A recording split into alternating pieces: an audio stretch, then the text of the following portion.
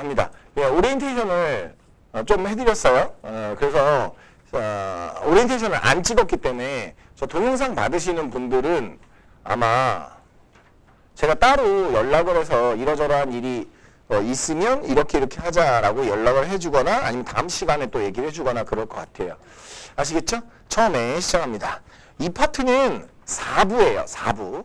지금 오늘부터 배우는 거는 4부.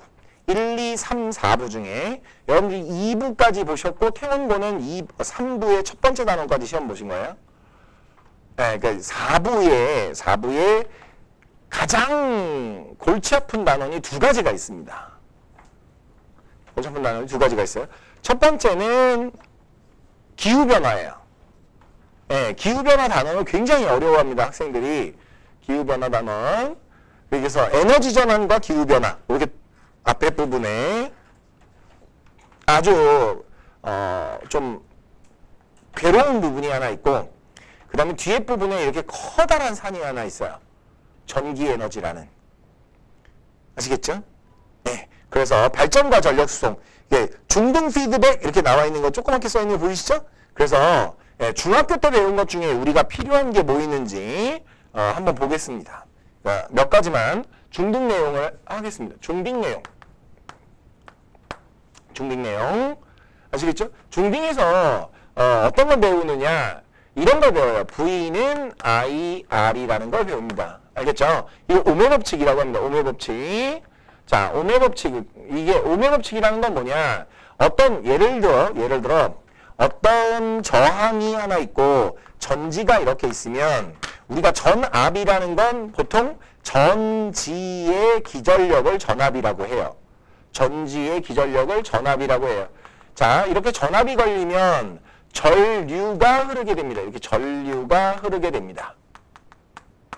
전류가 흐르게 돼요. 그러면 이 저항을 기준으로 저항 양쪽 끝에 이렇게 전압계를 다루면 이 전압계에 전압이 나타나는데 사실 얘는 기전력이라고 부르고요. 저항이 하나만 달려있으니까 만약에 저항이 하나만 달려있으면 전압과 기전력이 같은 말이에요. 중딩 때는 전압과 기전력이 같다고 배워요. 알겠죠? 되셨나요? 네. 그런데 회로의 전체 전압을 우리가 보통 기전력이라고 부르고요. 근데 저항에서 전압계를 가지고 잰 거를 우리가 전압 강하라고 그러는데 사실은 오메 법칙은 전압 강하에 관한 법칙이에요. 전압이 얼마만큼 떨어지거든요. 근데 얼마만큼 떨어지느냐? 전류의 세기에 비례한 만큼 떨어지고 저항의 크기만큼 전압이 떨어져요. 아시겠죠? 네. 자, 그러면 우리가 어떻게 파악하면 좋으냐? 여기 저항 R이 있으면, 저항이라는 게 있으면, 이 저항을 전류가 지나가게 해서 전류의 회로에 전류를 흐르게 하는 힘이 전압이라면, 거기 실제로 흐르는 애를 전류라고 하고, 그리고 저항이라는 건 그 전류를 흐르지 못하게 하는 것을 저항이라고 한다. 맞죠? 네, V는 IR. 그러면 이때 I는 O로 바꾸면 어떻게 되죠? I는 R분의 V 이렇게 되죠. 되셨나요? 자, 이제 갑니다. 소비전력에 관한 설명이에요. 소비전력에 관한 설명. 자, 소비전력이란 어떤 저항에서 얼마만큼의 전기에너지를 썼느냐예요. 그래서 소비전력은 보통 P라고 쓰고요. 단위가 와트예요. 와트는 우리가 잘 아는 단위로 바꿔보면 줄 퍼 세크예요. 줄 퍼 세크. 그러니까 예를 들자면 우리가 100와트짜리 너무 큰데? 한 50와트 할 걸 그랬나? 100와트짜리 냉장고 이렇다. 그러니까 100와트짜리 냉장고라는 건 무슨 뜻이냐면 100줄 퍼 세크예요. 제가 중력 파트 설명을 할 때 이거 굉장히 중요하다고 얘기를 했어요. 뭘 중요하다고 얘기했냐면 이렇게 단위를 인식하는 게 되게 중요하거든요. 이게 무슨 뜻이게요? 100J/s가 무슨 뜻일까요? 중딩 때 이런 거 안 하고 올라왔을 테니까 내가 지금 해드리는 거거든요. 100J/s가 무슨 뜻일까요? 초당 100J를 쓴다는 소리예요. 자, 다시 만약에 어떤 애가 3m/s야. 속력이 무슨 뜻이게? 1초에 3m 간다는 소리야. 알겠죠? 단위만 보면 물리량을 이해할 수 있단 말이야. 자, 100J/s는 무슨 말이라고요? 1초당 100J 써요. 이런 소리야. 되셨나요? 나중에 여러분들하고 문제풀이를 하고 막 이러다 보면 자꾸 이런 거 모르더라고요. 중학교에서 배우고 올라와야 되는 거예요. 그래서 중학교에서 배우고 올라와야 되는 거 두 가지만 알려드릴 거예요. 첫 번째 오메 법칙, 두 번째 소비전력. 소비전력은 VIP입니다.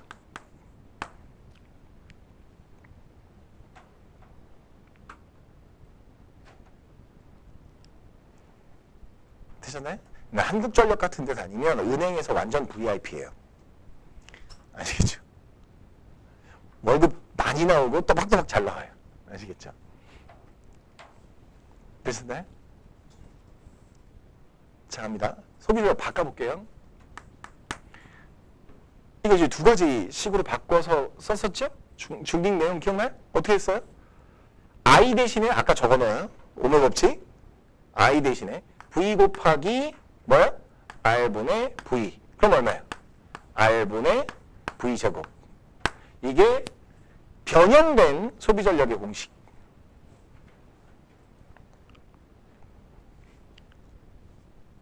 그 다음에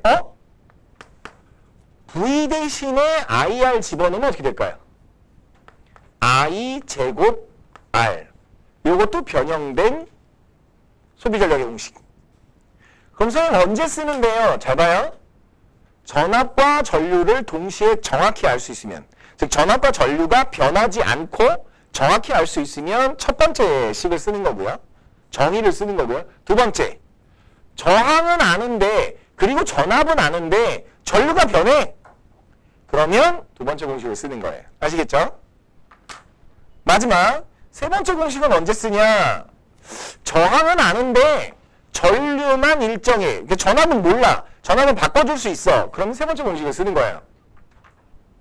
편의상 바꿔서 쓰는 거예요. 아시겠죠? 이해가셨나요?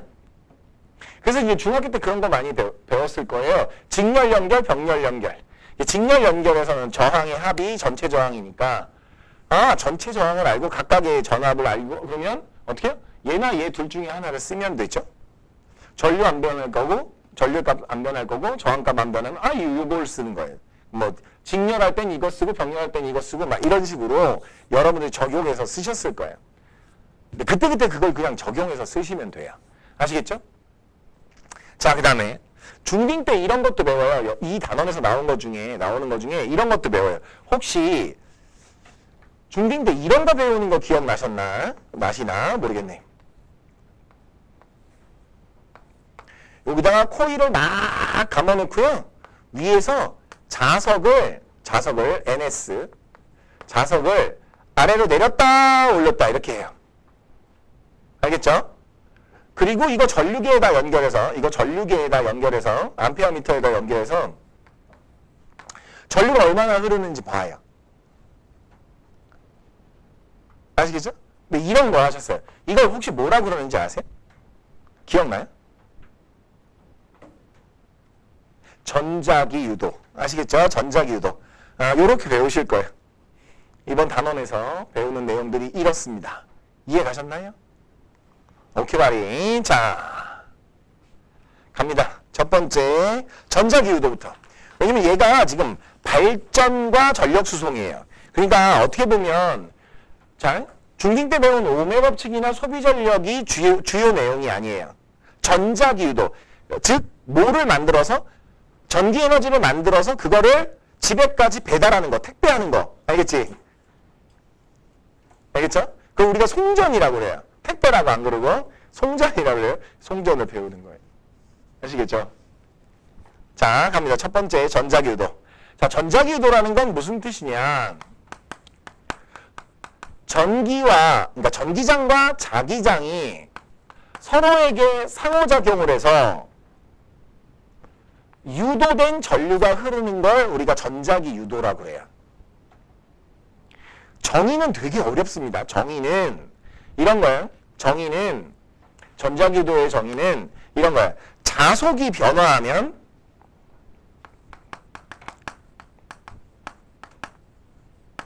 뭐가 발생한다? 유도 전류가 발생한다. 이거를 한마디로 우리가 전자기 유도라고 해요. 그럼 자속이라는 건 뭐냐? 자속이라는 건 크게 두 가지인데요. 크게 두 가지인데 자기장과 면적의 곱이에요. 자속이란. 즉 자속이 변화한다는 건 파이, 자속이 변화한다는 건 B, 자기장이 변화하거나 그 다음에 에리어, BA 이렇게 나오기도 하고요. 어떤 책은 S라고 나오기도 해요. 면적. 알겠죠? 네, 에리어라고 나오기도 하고 면적이라고 나오기도 하고 합니다. 그래서 그 자기장이 작용하는 면적의 곱이에요. 되게 쉽게 생각하면 자기력선 수예요. 이게 아주 쉽게 생각하면 자기력선의 수를 의미해요. 의미만 그래요. 분명히 자속이라는 단어가 있어요. 근데 뭐 자기력선 수 이러시면 안 돼요. 알겠죠? 네, 그래서 의미만 알려드리는 거예요. 그래서 단위 면적당 자기력선의 수, 이걸 우리가 나중에 자기장이라고 그래요. 어렵죠? 여기까지. 너무 어려운 건 여기까지. 아, 그러니까 뭐가 변하면 이런 거예요. 자기장이 변화하거나 면적이 변화하면 뭐가 생긴다고요? 다시. 우리가 뭐 배우고 있는지 기억하셔야 돼요. 에? 뭐 배우고 있어요? 뭐가 변한다고요? 뭐 하나 변해요? 뭐가 변해요? 에? 자기장이나 면적이 변하면 자속이 변하죠? 그럼 뭐가 생겨요? 를 배워요, 지금 우리가. 뭐가 생겨요? 유도전류가 발생해요. 네, 끝내라는 건가요? 뭐 이상한 효과음이 나오네? 네. 누구 효과음이야, 이거? 밖에 있는 사람 효과음이에요? 밖에서 끝내라고 그러진 않을 거예요, 아마. 그쵸? 오케이. 자, 내용 갑니다. 자, 도선에 된 코일 주위에서 자석이 움직이거나, 자석이 움직이는 게 아니라 거꾸로 뭐가 움직여야 된다고? 이렇게 써 있는 거야. 뭐가 움직여도 돼요? 거꾸로 그냥 자석을 가만히 있는데 코일이 움직이거나, 그때 전류가 유도되는 현상이에요. 정말 1학년 수준의 눈높이에 맞춰서 되게 쉽게 써 있는 거야. 그러니까 코일 주위에 자석이 움직이거나 자석 주위에 코일이 움직이면 유도전류가 발생해요. 이걸 뭐라 그래? 전자기 유도라고 그래요. 여기 주목. 우리 수력발전은 중딩 때부터 뭐 알고 있는 내용이니까 댐이 이렇게 있으면 댐 위에 물을 넣어놔요. 그러면 거기에 이제 수로가 있어요. 물이 바깥으로 빠져나가는 그 수로에서 물이 떨어지면서 이게 풍차라고 그러는데 사실 수차예요. 수차를 돌려요. 그럼 거대 연구자석 안에서 그 수차를 돌리면 수차에 연결되어 있는 코일에 거대 자석 안에서 자석이 도니까 전류가 발생해요. 그게 수력 발전이에요. 자, 다시. 터빈을 돌려서 전기를 얻는 모든 방식은 전자기 유도를 사용해요. 이것부터 기억하세요. 알겠죠? 다시. 터빈을 돌려서 전류를 얻는 모든 방식은 전자기 유도를 이용한 발전 방식이에요. 터빈을 돌리면 무조건 전자기 유도를 사용하는 거예요. 아시겠죠? 원자력 발전하면 원자력 핵 분열 반응에 의해서 열이 발생하고 그 열로 물을 끓여서 그 물로 수차를 돌려요. 터빈을 돌리는 거죠? 그래서 결국에 전자기 유도를 사용하는 거예요. 아시겠죠? 그런데 그러면 아닌 게 어딨어? 그죠? 아닌 걸 설명해 드릴게요. 아닌 거. 뭐가 아닐까요? 가장 대표적인 예가 태양광인데요. 태양광. 이건 다이오드를 이용하는 거. 태양전지라는 다이오드. 태양전지. 빛이 들어오면 뭐 여기 풍차 달려있어? 수차 달려있어? 아니, 그냥 빛이 들어오면 바로 전기 에너지가 발생해요. 이건 전자기 유도를 이용한 게 아니에요. 아시겠죠? 그 이외에 터빈을 사용하는 모든 발전 방식은 전자기유도를 사용하는 거예요. 따라서 전자기유도가 제일 중요한 개념이에요. 이 파트에서. 아시겠죠? 자, 이제 갑니다. 밑으로 내려갑니다. 자, 코일을 가까이 할 때와 멀리 할 때, 거기다 체크해 두세요. 자, 가까이 할 때와 멀리 할 때 전류 방향만 반대예요. 어찌됐건 전류 방향은 다르고 어찌됐건 가까이 할 때도 생기고 멀리 할 때도 생겨요. 알겠죠? 여기서 중요한 거. 자석이 들어와 있기만 하면 어떻게 돼요? 들어와서 정지. 전류가 안 흘러요. 왜냐면 아까도 강조했지만 전자기유도는 뭐가 있어야만 해요? 변화가 있어야만 해요. 변화에 의해서 전류가 유도돼요. 아시겠죠? 변화에 의해서 전류가 유도돼요. 오케이? 오케이. 자, 갑니다. 자, 이제 밑으로 내려갑니다. 전자기유도 실험 이렇게 돼 있어요. 이거 중딩 때 해보셨을 거예요. 그냥 전자기유도 실험. 자, 여기 전류의 세기를 증가시키는 방법, 즉 전류가 많이 흐르게 하는 방법이 뭐가 있었을까요? 그거 기억나죠? 그게 시험 문제거리였어요. 역시 통합과학에서도 그게 시험 문제거리예요. 자, 내용 체크하겠습니다. 네, 내용 체크. 첫 번째, 코일 주위의 자석이 움직일 때, 자, 1번 그림과 같이 코일에 전류계를 연결한 다음에 이거요. 암페어미터 전류계를 연결한 다음에 막대 자석을 준비하고 N극을 코일 속으로 가까이 하거나 멀리 한다. 자, 그다음에 두 번째 N극을 가까이 하거나 멀리 했으니까 이번엔 뭐 할까요? S극을 가까이 하거나 멀리해서 이렇게 실험하겠다 이거지. 그게 그 다음 내용이에요. 3번 과정. 자, 더 센 자석으로 바꾸거나 더 코일이 많이 감겨있는 걸로 바꿔가면서 과정 2를 반복한다. 되셨나요? 오케이. 그랬을 때 어떻게 될 거냐? 자, 첫 번째 결과, 이 실험의 결과는 1번 극을 바꾸면, 오케이? 극을 바꾸면 어떻게 될 거냐? 그 다음에 더 많은 센 자석으로 하면 어떻게 될 거냐? 더 많은 코일로 하면 어떻게 될 거냐? 자, 첫 번째 들어갈 때와 나올 때 전류 방향 반대라고 했어요. 됐죠?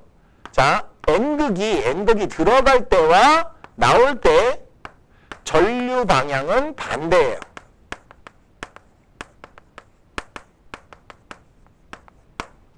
자, 이번에는 자석을 바꾼 거예요. S극이 들어갈 때와 나올 때 전류 반대 방향이에요. 그런데 아까하고 비교하면 어떻게 되느냐? N극이 들어올 때와 S극이 나갈 때가 같은 방향이고요. N극이 멀어질 때와 S극이 들어올 때가 같은 방향이에요. 어찌됐든 얘네들이 다른 방향이고 얘네들이 다른 방향이고 얘네 둘은 같은 방향이고 같은 방향이고. 되셨나요? 예, 좀 이따가 이유를 배우겠죠? 자, 그 다음에 세 번째 또 어떤 결과가 있느냐?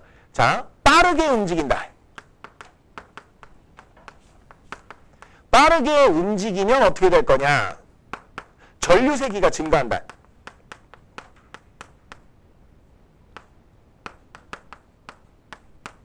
전류 세기 증가한다.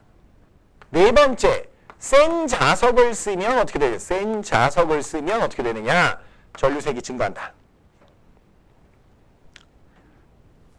마지막 다섯 번째, 코일의 가문수가 늘어나면, 코일의 가문수를 늘리면 전류의 세기가 증가한다. 이렇게요.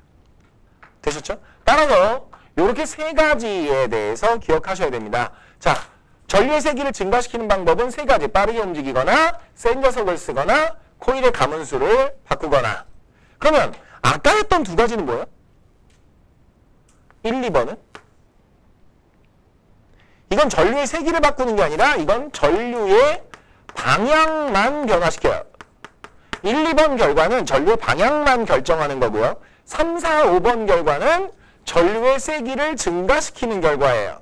아시겠죠? 그러니까 1, 2번 결과와 3, 4, 5번 결과를 구분해서 기억해 두실 것. 들어갈 때 나올 때 또는 자석의 N극과 S극을 바꿀 때 이건 방향만 변해요. N극보다 S극이 세다 이런 거 없어요. 알겠죠? 네, 방향만 바뀐다. 이해가셨나요? 그럼 세게 하려면 어떻게 된다고? 세게 하려면 빠르게, 세게, 많이 담아요. 아시겠죠? 오케이. 자, 다음 페이지 갑니다.